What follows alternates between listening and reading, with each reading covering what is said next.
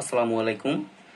আজকে আমি আপনাদের কাজ ক্ষমতা শক্তি অধ্যায়ের ক্ষমতা রিলেটেড একটি সিকিউ করাবো।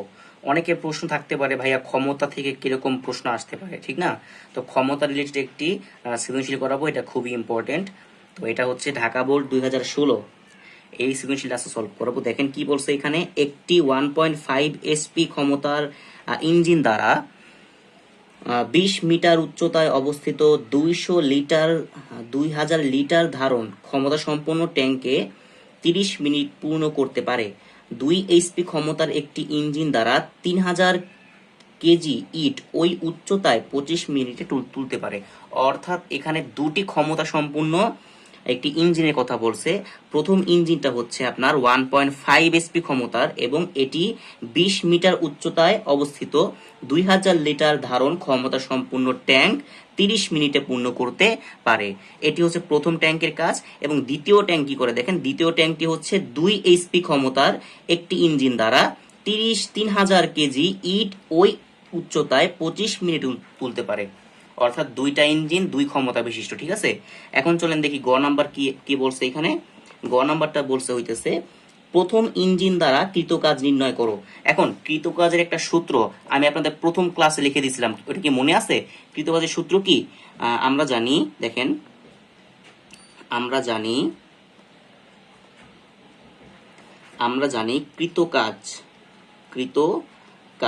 কৃতকাজের সূত্র কৃতকাজকে ডাব্লিউ দিয়ে প্রকাশ করা হয়, ডাব্লিউ ইকুয়াল টু mgh। এই সূত্র আমি গত ক্লাসে অর্থাৎ প্রথম ক্লাসে লিখে দিয়েছিলাম, ঠিক আছে। এখন দেখেন এখানে মানগুলো দেওয়া আছে কিনা, একটু সাইডে লিখি আমি। এম এম মানে কি, এটা কিন্তু বলছে প্রথম ইঞ্জিনের কথা, ঠিক না? তো আপনার প্রথম ইঞ্জিন থেকে দেখেন, এম মানে কি ভর। তো ভর কি দেওয়া আছে? হ্যাঁ, দেখেন ভর কিন্তু দেওয়া আছে 2000 লিটার, ঠিক না? 2000 লিটার ভর দেওয়া আছে। তো আমি এখানে লিখে ফেলি 2000 লিটার। আচ্ছা, এখন ভর তো আমাদের কেজিতে হয়, ঠিক না?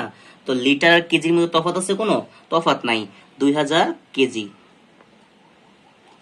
ওকে, তারপর আর কি দেওয়া আছে দেখেন, তারপরে আর দেওয়া আছে এখানে mgh। এইচ মানে কি উচ্চতা। আচ্ছা, উচ্চতা দেওয়া আছে না প্রশ্নে? দেখেন উচ্চতা দেওয়া আছে কত, 20 মিটার। উচ্চতা দেওয়া আছে কত, 20 মিটার। তারপরে আমাদের লাগবে জি কি, অভিকর্ষ ত্বরণ, এর মান মুখস্থ 9.8 ms ইনভার্স 2। তো আশা করি সকলেই বুঝতে পারছেন, সবগুলো মানই দেওয়া আছে। এখন জাস্ট এখানে বসায় দেন 2000 গুণ 9.8 গুণ উচ্চতা কত, উচ্চতা 20 মিটার। এখন যদি তিনটা গুণ করেন আপনাদের অ্যান্সার আসবে 3.92 ইন্টু 10⁵ ইন্টু 10⁵ জুল। জুল অর্থাৎ কি, শক্তির একক জুল। এখানে কৃতকাজের একক কি, জুল, সেম। আশা করি বুঝতে পারছেন, এটাই আমাদের কাঙ্ক্ষিত অ্যান্সার। কেউ যদি বুঝতে না পারেন আমাকে অবশ্যই কমেন্ট করবেন, ভাইয়া বুঝতে যাচ্ছে না। আশা করি সবাই বুঝতে পারছেন, যেহেতু আজকের ক্যামেরাটা আমি ঠিক মতোই বসাইছি। তারপরে দেখেন গহ নাম্বারটা। আপনারা গ নাম্বারটা তো সহজ, ঠিক না? এখন গহ নাম্বারটা কি বলছে দেখেন। গহ নাম্বারে বলছে ইঞ্জিন দ্বয়ের কর্মদক্ষতার অনুপাত গাণিতিকভাবে বিশ্লেষণ করো। আচ্ছা, গহ নাম্বারটা শুরু করার আগে আমি একটু আপনাদের লিখে দিই কর্মদক্ষতার সূত্রটা কি। কর্মদক্ষতার সূত্র আমি আগেও লিখে দিয়েছিলাম, তারপর একবার লিখে দেই আপনাদের সুবিধার জন্য। কর্মদক্ষতা সমান সমান দেখেন কার্যকর ক্ষমতা, কার্যকর শক্তি বা ক্ষমতা, ঠিক আছে। এখানে তো শক্তির কোনো কথা নাই, ঠিক না? আমরা তো বলতেছি ক্ষমতা থেকে করতেছি। তো ক্ষমতা রিলেটেড যেহেতু সৃজনশীল করতেছি, তো এখানে হবে কার্যকর ক্ষমতা। কি হবে? কার্যকর ক্ষমতা। আর যদি শক্তি রিলেটেড কোনো অঙ্ক আসে, ওই ক্ষেত্রে হবে কার্যকর শক্তি। ওকে, তারপর দেখেন কার্যকর ক্ষমতা ভাগ কি, মোট ক্ষমতা, ঠিক আছে। এখন যদি শক্তি থেকে কোনো কর্মদক্ষতার অঙ্ক আসতো, তখন কি করতেন, কার্যকর শক্তি ভাগ মোট শক্তি। তো এইরকম ভাবে আপনাদের দেখেন কর্মদক্ষতা অনেক সহজ। আপনার লাগবে কি, প্রথমে কার্যকর ক্ষমতা বের করা লাগবে, তারপর কি মোট ক্ষমতা বের করা লাগবে। তো মোট ক্ষমতা কিন্তু আমাদের দেওয়া আছে। দেখেন প্রথম ইঞ্জিনের মোট ক্ষমতা দেওয়া আছে 1.5 এসপি এবং 2 নাম্বার ইঞ্জিনের মোট ক্ষমতা দেওয়া আছে 2 এসপি। অর্থাৎ মোট ক্ষমতা আমাদের অলরেডি প্রশ্নের ভিতরেই দিয়ে দিছে। তো এখন আমাদের বের করতে হবে কি অ্যাবসলিউটলি আমাদের বের করতে হবে হচ্ছে কার্যকর ক্ষমতা। কার্যকর ক্ষমতা বের করতে পারলেই আমাদের অ্যান্সার বের হয়ে যাবে। তো চলেন আমরা প্রথম ইঞ্জিনের সমাধান করি। চলেন প্রথম ইঞ্জিনের ক্ষমতা আমরা বের করি। চলেন, তো কার্যকর ক্ষমতা বের করতে হবে, ঠিক আছে। এখন কার্যকর ক্ষমতা মানে কি, ক্ষমতার সূত্র কি, এই সূত্র তো আমার জানা লাগবে, ঠিক না।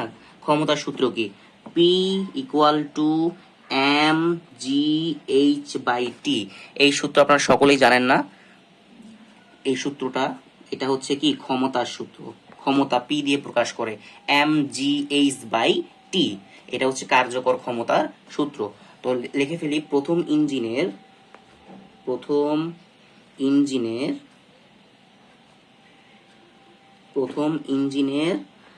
কার্যকর ক্ষমতা, তো সূত্র কি, সূত্র হচ্ছে এটাকে আমরা P1 ধরি, ঠিক আছে, P1 ধরি। তো কার্যকর ক্ষমতাকে P1 ধরলে কি হবে, এম জি এইচ বাই টি। এখন এম এর মান কি দেওয়া আছে না, এই দেখেন একদম গ নাম্বারে লক্ষ্য করেন, গ নাম্বারে কিন্তু এই যে প্রথম ইঞ্জিনের এই যে এম আছে, এইচ আছে, ঠিক আছে। তো আমি এগুলো বসাই দিই, 2000 গুণ জি এর মান হচ্ছে 9.8 গুণ এইচ মানে উচ্চতা, দেখেন প্রথম ইঞ্জিনের উচ্চতা দেওয়া আছে 20 মিটার, উচ্চতা দেওয়া আছে কত, 20 মিটার। টি দেওয়া আছে, দেখেন সময় দেওয়া আছে 30 মিনিট, সময় দেওয়া আছে কত, টি দেওয়া আছে হচ্ছে 30 মিনিট। এখন আপনি কি 30 মিনিটে লিখবেন, না, এটাকে সেকেন্ডে নিতে হবে। কিভাবে, কোথায় নিতে হবে, সেকেন্ডে। তো কত মিনিটে 1 সেকেন্ড, 60 সেকেন্ডে 1 মিনিট, ঠিক না। তো 60 দিয়ে গুণ করলে কত হয়, এটা 60 দিয়ে গুণ করলে কত হবে, 60 দিয়ে গুণ করলে হবে 1800 সেকেন্ড, ঠিক আছে। তো 1800 হবে, এটা হবে 1800 সেকেন্ড। তো এখানে অ্যান্সার কত আসতেছে, আমাদের অ্যান্সার যদি হিসাব করলে এখানে অ্যান্সার আসতেছে হচ্ছে 0.29 এইচপি, 0.29 এইচপি। এটা হচ্ছে আমাদের প্রথম ইঞ্জিনের কার্যকর ক্ষমতা। এখন যেহেতু কার্যকর ক্ষমতা পেয়ে গেছি, মোট ক্ষমতা প্রশ্নই দেওয়া আছে, তো কর্মদক্ষতা কি বের করা যায় না, অবশ্যই বের করা যায়। চলেন কর্মদক্ষতা বের করে ফেলি।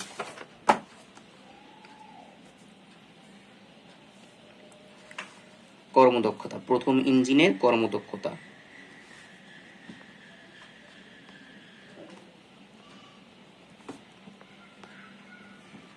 আমার লেখাটা একটু ভালো না, তো লেখাটা একটু কষ্ট করে বুঝে নেবেন, আমি একটু সুন্দর করে লিখতে পারি না।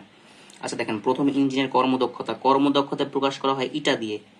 তো ইটা 1, এটা প্রথম ইঞ্জিনের, তাই ইটা 1 সমান সমান কি, কার্যকর ক্ষমতা ভাগ মোট ক্ষমতা, কার্যকর ক্ষমতা ভাগ হচ্ছে কি মোট ক্ষমতা, ঠিক আছে।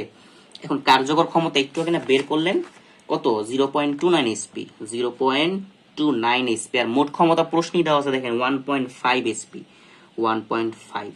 ওকে, এখন এটাকে হিসাব করলে কত আসে, এটাকে হিসাব করলে, আচ্ছা কর্মদক্ষতার সাথে কিন্তু একটা 100% আছে, ঠিক আছে, আপনারা এটা মিস্টেক করেন না। কর্মদক্ষতার সূত্রে কার্যকর ক্ষমতা ভাগ মোট ক্ষমতা ইন্টু 100%, কারণ কর্মদক্ষতা হলো আমরা পার্সেন্ট নেই, ঠিক আছে, পার্সেন্ট নেওয়ার জন্য আপনার 100 দ্বারা গুণ করতে হবে। তো আশা করি বুঝতে পারছেন, গুণ 100।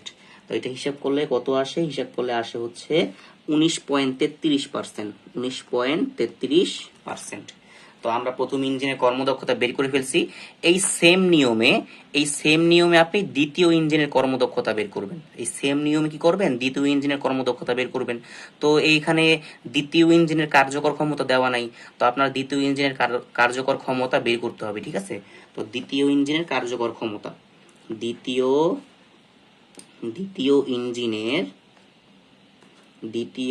ইঞ্জিনের কার্যকর ক্ষমতা, তো দ্বিতীয় ইঞ্জিনের কার্যকর ক্ষমতা বের করতে পারলে আমাদের দ্বিতীয় ইঞ্জিনেরও কর্মদক্ষতা বের হয়ে যাবে। তো কার্যকর ক্ষমতার সূত্র কি, ক্ষমতার সূত্র P equal to M G H by T. এটা P2, কারণ কি এটা দ্বিতীয় পাম্পের বা দ্বিতীয় ইঞ্জিনের কার্যকর ক্ষমতা। সব মানই দেওয়া আছে, দেখেন এখানে দ্বিতীয় ইঞ্জিনের এম এর মান দেওয়া আছে না, দেওয়া আছে কত, 3000 কেজি, 3000 কেজি, ঠিক আছে। আপনারা একটু প্রশ্ন দেখে বুঝে নেবেন। তারপরে জি এর মান তো আমাদের জানা মান 9.8, ওকে, এমএস ইনভার্স 2। তারপরে এইচ উচ্চতা, দেখেন উচ্চতা দেওয়া আছে না প্রশ্নে, 100% দেওয়া আছে। ওই একই উচ্চতায় ওই উচ্চতায় মানে কি প্রথম ইঞ্জিনের যে উচ্চতা দ্বিতীয় ইঞ্জিনেরও কি সেম উচ্চতা, অর্থাৎ 20 মিটার। তারপরে টি, টি মানে কি সময়, দেখেন দ্বিতীয় ইঞ্জিনের সময় দেওয়া আছে না, দেওয়া আছে 25 মিনিট। এখন আপনি কি মিনিটে রাখবেন না এটা অবশ্যই সেকেন্ডে নেবেন। তো মিনিটকে যদি আপনি সেকেন্ডে নেন তো কত আসবে, আসবে হচ্ছে আপনার 1500 সেকেন্ড।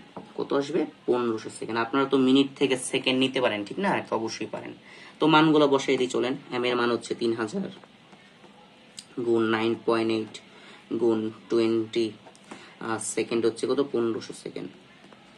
তো এখন সবগুলো যদি হিসাব করেন, হিসাব করার পরে আপনার অ্যান্সার আসবে হচ্ছে কত, 0.525 এইচপি, 0.525, 0.525 এইচপি।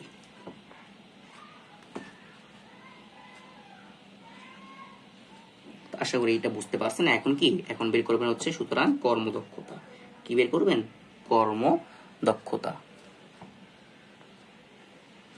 কর্মদক্ষতার সূত্র কি, কার্যকর ক্ষমতা, কার্যকর ক্ষমতা ভাগ মোট ক্ষমতা,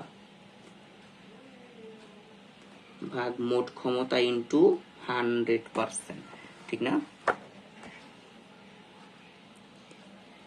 তো মানগুলো বসাই দিয়ে চলেন। কার্যকর ক্ষমতা বের করছি 0.525, আর মোট ক্ষমতা কোথায় আছে, প্রশ্নে আছে 2 এইচপি ভাগ 2 ইন্টু 100%। এটা হিসাব করেন, হিসাব করলে কত আসবে, এটা যদি আপনারা হিসাব করেন তাহলে আসবে হচ্ছে 26.25, 26.25%, ঠিক আছে? তো আশা করি এটা সকলেই বুঝতে পারছেন। এখন আমাদের প্রশ্নে কি বলছে, ইঞ্জিনের কর্মদক্ষতার অনুপাত গাণিতিকভাবে বিশ্লেষণ করো। এখন একটা অনুপাত বের করতে হবে, অর্থাৎ প্রথম ইঞ্জিনের কর্মদক্ষতা এবং দ্বিতীয় ইঞ্জিনের কর্মদক্ষতার অনুপাতটা বের করতে হবে, ঠিক আছে? তো চলেন অনুপাতটা বের করি। আচ্ছা, কর্মদক্ষতার এটা হচ্ছে আমাদের ইটা 2, ইটা 2, এটা কি, এটা হচ্ছে ইটা 2।